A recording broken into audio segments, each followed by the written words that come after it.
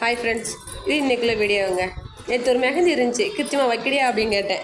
இல்லைம்மா நான் வைக்கலம்மா அப்படின்னு சொல்லிட்டேன். நீங்கள் வைமா அப்படின்னு சொன்னான். டே எனக்கு வைக்க தெரியாதுடா அப்படின்னு சொன்னேன். பரவாயில்ல வைங்கம்மான்னு சொன்னான். சரி அப்படின்னு சொல்லிட்டு சும்மா பொறுமையாக வச்சோம். ஆனால் நல்லா தெரிஞ்சு காலைல பார்க்கும்போது நான் குமார்கிட்ட காமிச்சேன்.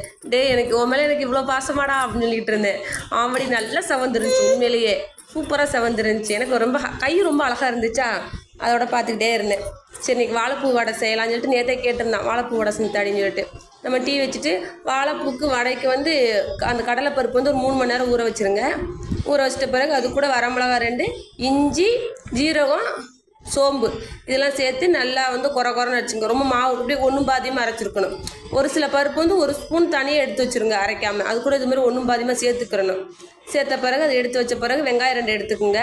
வெங்காயத்தை 2 எடுத்துப்போ நல்லா பொடிசாக கட் பண்ணிவிட்டு அது கூட சேர்த்துக்குங்க. அதோட சேர்த்துட்டு நம்மளுக்கு இந்த வெங்காயம் இருக்குனாலே கண் எரிய ஆரம்பிச்சிரியா. அதோட சேர்த்துட்டு கருவேப்பிலை, பச்சை மிளகாய் இதில் பொடியாக இருக்கணும். வாழைப்பூ எடுத்துக்கங்க. நான் நேற்றே க்ளீன் பண்ணி வச்சுட்டேன். அது நல்லா பொடிசாக கட் பண்ணிக்கோங்க. இது மாதிரி ரொம்ப மெலிசாக கட் பண்ணிக்கோங்க. இது மாதிரி நல்லாக்கிட்டு அது கூட உப்பு சேர்த்துக்குங்க. உப்பு, மஞ்சத்தூள், மிளகாத்தூள். ஏன்னா மிளகாத்தூள் வர சேர்க்குறோம். ஏன்னா காரம் கொஞ்சம் அதிகமாக இருக்கணும் எதிர்பார்ப்பாங்க.